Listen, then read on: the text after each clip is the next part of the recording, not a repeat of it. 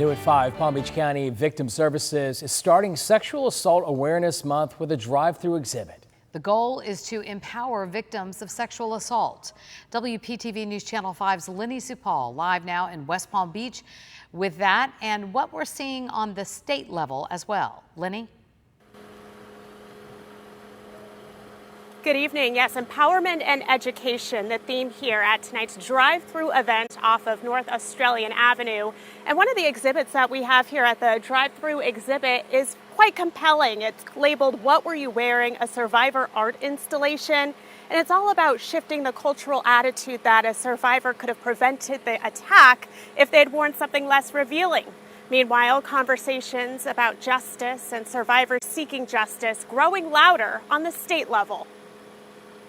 I spent 32 years in fear, not knowing where the rapist was. A Florida woman whose rape went unsolved for decades, pushing for change. In 1988, I was brutally raped by an intruder. Gail Gardner sharing her painful story in a virtual news conference Tuesday. I never heard anything from the local police department. Her mission, gaining support from state lawmakers. No one should have to watch their attacker escape justice because evidence from a sexual assault kit was lost or not processed. If passed, the legislation would require the state to create a database and track sexual assault evidence kits from the point of collection through the criminal justice process. Now in the state of Florida, we're testing every kit. Florida has made strides to clear its backlog of sexual assault kits in recent years. I'm also a survivor and an advocate for survivors here in the county. Julie Weil was behind the effort to require rape kits be sent to the crime lab within 30 days. The testing process must be completed within 120 days. Now the next step we're moving on to is the tracking bill. Survivors can have some kind of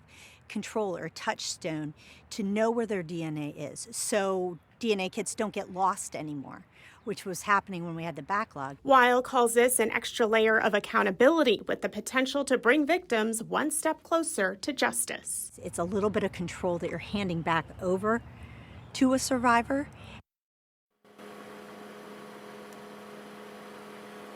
And so tonight's event takes place here again on North Australian Avenue until 6 p.m. But there's a long list of events taking place throughout the month.